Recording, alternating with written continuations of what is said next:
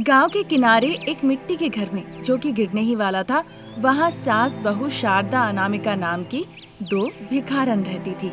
उन दोनों के पति प्रसाद और रमेश भी भीख मांगते थे, इसलिए वो पूरे दिन हाथ में कटोरी लेकर फटे सिले हुए कपड़े पहनकर तब तक भीख मांगते थे, चिल्ला चिल्ला के, जब तक मुंह दर्द ना हो जाए। एक तरफ सास बहू भीख मांगती थी, दूसरी तरफ बाप बेटा। उस दिन भी वो चिल्ला चिल्ला के भीख मांग रहे थे और इंतजार कर रहे थे कि कोई आके दान पुण्य करे। बहू, जो शर्त लगाया था वो याद है ना? याद है माँ जी। वैसे भी आज मेरे हाथों में आप हारने वाली हैं, तो रात को खाना पकाने के लिए तैयार रहिएगा। वैसे मैं भी तुमसे यही कहना चाहती हूँ। देखते हैं आज कौन खाना पकाता है। वैसे सब कुछ आज का दान पुण्य पे निर्भर करता है कि कौन आके हम पे कृपा करे। सास बहू इस तरह सोच ही रही थी, तभी उनकी नजर जाती है थोड़ी ही दूर पे, जहाँ पे मुरली नाम का एक आदमी चला आ रहा था।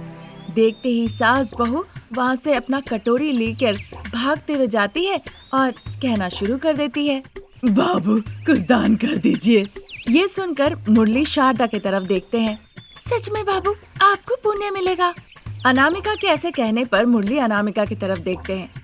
तब तक शारदा अपना दुखी दुखी चेहरा बना लेती है। देखिए बाबू, मेरी उम्र हो गई है, काम करने के लिए हाथ पैर साथ नहीं दे रहे हैं। अगर हम ऐसा नहीं करेंगे तो कैसे जिंदगी गुजारेंगे? आप ही बताइए ना, हम क्या करेंगे? उसकी बातें सुन के मुरली की आंखों से आंसू निकल आए। ये देखकर अनामिका मनी मन सोचने लगी, अरे बाप रे, मेरी सासू माँ तो एक्टिंग में कमाल है। अगर इनका दिल पिघल गया फिर तो सारे पैसे इन्हें मिल जाएंगे और रात को फिर मुझे खाना पकाना होगा। अभी मुझे कुछ करना ही होगा। वो ऐसा सोच के मुरली की तरफ देखती है। मुरली भी सोचते हैं कि सारे पैसे लेकर वो शारदा के कटोरी में रख देंगे। ये देखकर शारदा बहुत खुश होती है। तब तक अनामिका जल्दी से अपना दुखी चेहरा बनाकर कहने लगती है, बाबू मेरे हाथ पैर तो है, पर मैं काम नहीं कर सकती। मेरी सासू माँ सैयाग्रस्त है, वो काम नहीं कर पाती है, इसीलिए मुझे काम करना पड़ता है। बाबू अगर मैं काम पे जाती हूँ तो वो मुझे कहते हैं कि ये काम करो, वहाँ मत जाओ, इसलिए मैं यही काम करती हूँ। मुझे कुछ पैसे दे दीजिए बाबू। इस तरह दुखी होकर कह के वो रोने लगती है। ये देखकर शारदा मनी मन सोचने लगती है, मुझे लगा था मैं ही चालाक हूँ, पर मेरी बहू भी कम नहीं है। पर चाहे बाबू किसी को भी दान करे, पैसे तो घर में ही आएंगे। बस दिक्कत इस बात में है कि रात को मुझे खाना पकाना पड़ेगा। शारदा सोच ही रही थी, तभी मुरली अपने पॉकेट से एक नोट निकाल के अनामिका की कटोरी में डालता है और दूसरा नोट शारदा की कटोरी में डालता है। ये देखकर सास बहू दोनों बहुत खुश हो जाती है। शारदा अनामिका को खुश देखकर मुरली वहाँ से चला जाता है। फिर सास बहू इस तरह कुछ देर और भीख मांगती है। फिर भूख लगने पर एक पेड़ के नीचे आके अपने साथ जो लंच बॉक्स लाई थी वो खोलती है। ठीक उसी वक्त एक बुजुर्ग आदमी जो बहुत भूखा था उनके पास आकर कहने लगा, माँ मैं बहुत भूखा हूँ, मुझे खाना दो। इस तरह कहते देख सास बहू को बहुत बुरा लगता है। उन पे दया आती है तो वो अपना खाना उन्हें खिला देती है। बुजुर्ग इंसान खुशी खुशी अपना पेट भर के खाना खाते हैं। इस तरह अपने दयालु स्वभाव की वजह से जो भी भूखा उनके पास आकर कहता कि उन्हें भूख लगी है, उनके पास जो कुछ भी होता था वो उन्हें खिला दिया करती थी। इस तरह जब कभी कोई आके उन्हें अपनी तकलीफों के बारे में कहता था तो सास बहू से जितना बनता था उतना करती थी और उन सभी को हिम्मत रखने को कहती थी। इसी तरह दिन निकल रहे थे। एक दिन दामोदर नाम का एक अमीर आदमी अपनी बाइक से जा रहा था। उसके बीच में एक बुजुर्ग इंसान आ जाते हैं।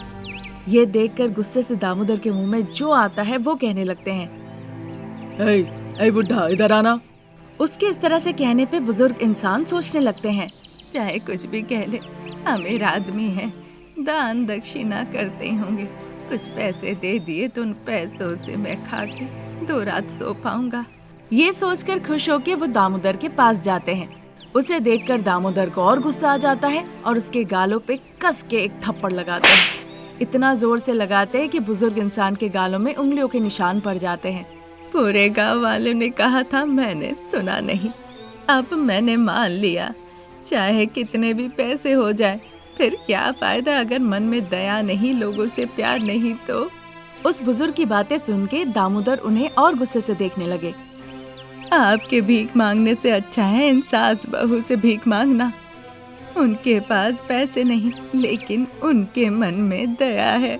भूख की कीमत अच्छे से जानते हैं, खाने की कीमत जानते हैं। भिखारी होके कितने भूखों के पेट भरे हैं पता है? क्या आपको पता है कि वो लोगों को कितने सम्मान की नजर से देखते हैं? इस तरह से सास बहू के बारे में अच्छी अच्छी बातें कहकर भिखारी वहाँ से चला जाता है। उसकी बातें सुन के दामोदर सोचने लगते हैं। मैंने भी इस सास बहू के बारे में बहुत कुछ सुन रखा है।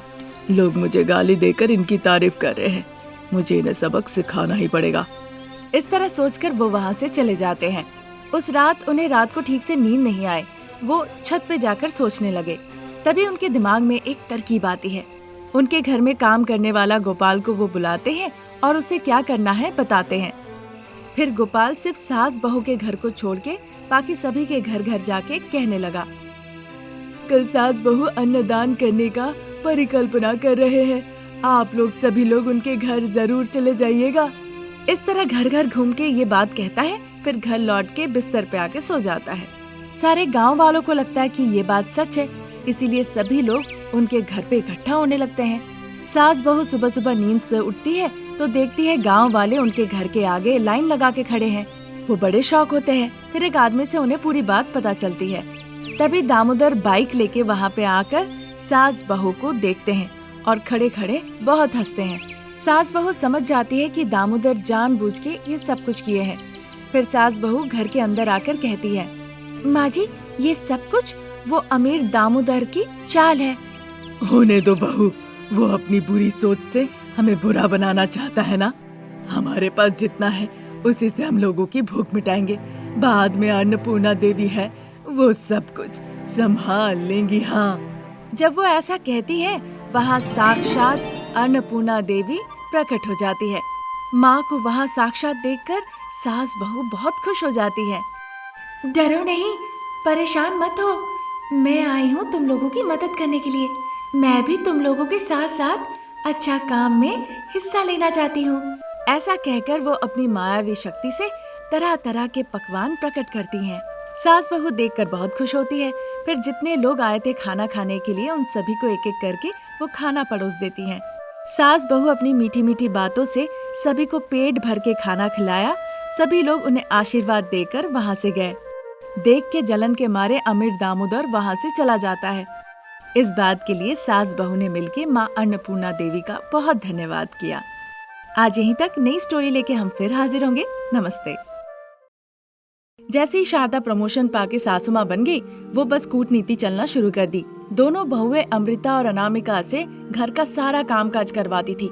एक मिनट विश्राम करने नहीं देती थी और बात बात पे अधिकार जमाने लगी थी। दिन ब दिन उनकी ये सारी हरकतें बढ़े ही जा रही थी। एक दिन बगीचे में चेयर लगा के अखबार हाथों में लेके सासू माँ शारदा पढ़ रही थी। बड़ी बहू हाथ में टूथब्रश और पेस्ट लेकर बगल में ही खड़ी थी और छोटी बहू अमृता दूसरी तरफ हाथ में तौलिया लेकर खड़ी थी। करीबन आधा घंटा बीत चुके थे। दोनों बहुएं अनामिका और अमृता इसी तरह शारदा का इंतजार कर रही थी। फिर दोनों बहुएं धीमी आवाज में सासू माँ के बारे में कानाफूसी करने लगी। मुझे नहीं पता था कि सासू माँ इतनी बड़ी बेवकूफ होंगी दीदी।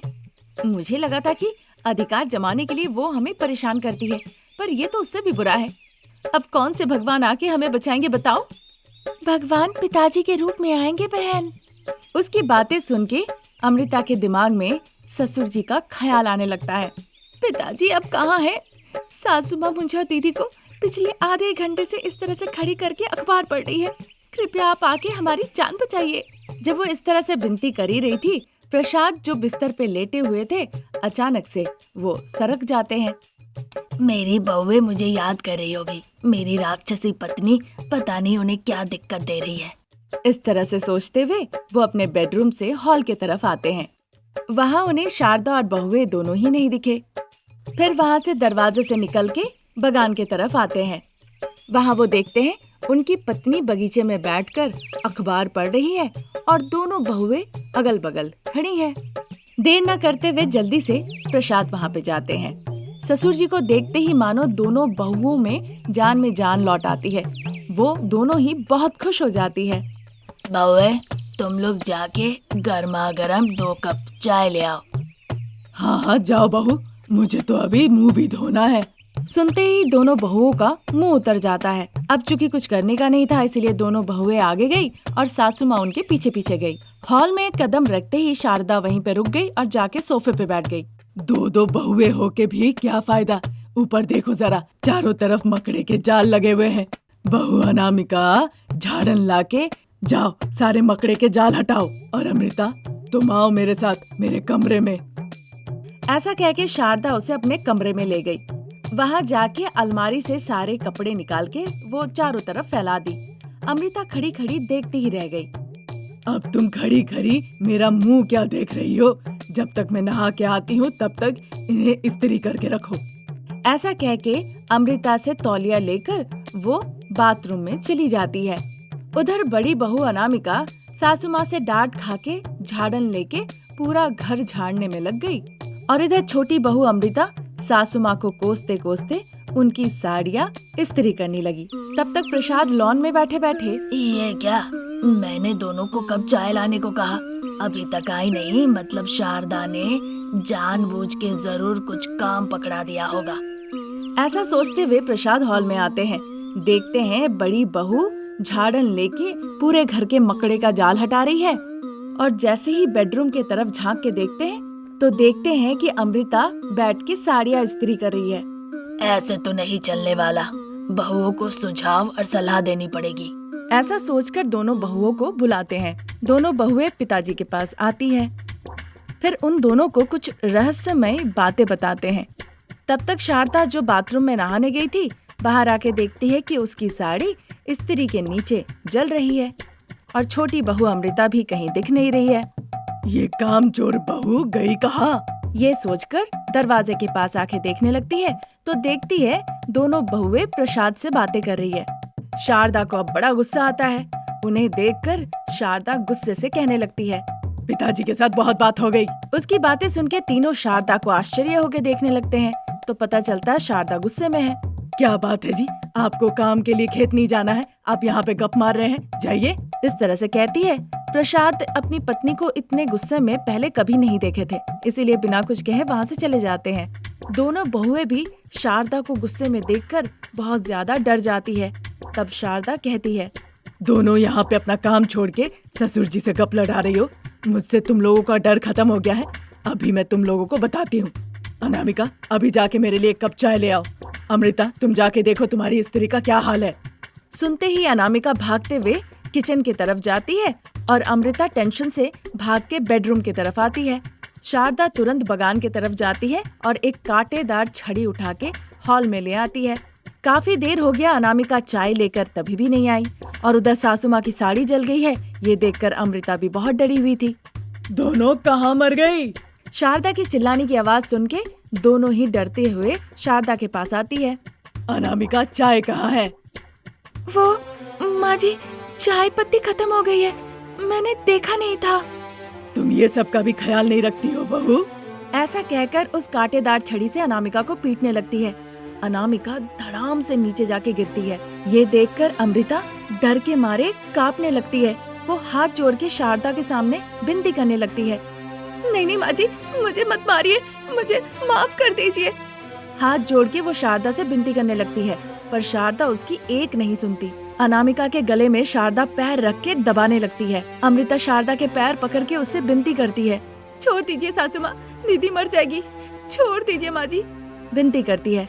शारदा गुस्से से उस कांटेदार छड़ी से अमृता को जोर से एक लगा देती है। अमृता रोने लगती है। ऐसे नहीं चलेगा, रुको, अब मैं तुम्हें बताती हूँ मैं क्या चीज हूँ। ऐसा कह के वो अपने कमरे में चली जाती है। अनामिका जमीन से उठने की हालत में नहीं थी, बस वो रोए जा रही थी। शारदा अपने कमरे से एक रस्सी लेके उनके सामने आती है। उस रस्सी से अमृता के गले को बांध देती है और उस कांटेदार छड़ी से अमृता को बहुत पीटती है। दूसरी तरफ अनामिका के गले को पैरों से दबाए रखती है। दोनों बहुएं बहुत परेशान थी। तभी प्रसाद जो खेत जा रहे थे वो अचानक से रुक जाते हैं। शारदा आज बहुत गुस्से में थी, हो सकता है बहुओं को वो परेशान करे। गुस्से में ना कुछ कर बैठे, सब दुखी हो जाएंगे। प्रसाद भागते हुए घर लौट आते हैं।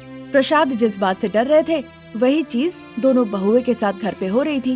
प्रसाद जल्दी से आके शारदा के हाथ से छड़ी लेके उसे धमकी देते हैं। तब शारदा शांत होती है और जाके सोफे पे बैठ जाती है और प्रसाद दोनों बहुओं को जाकर समझाने लगते हैं। आगे क्या हुआ जानने के लिए नेक्स्ट एपिसोड जरूर देखें।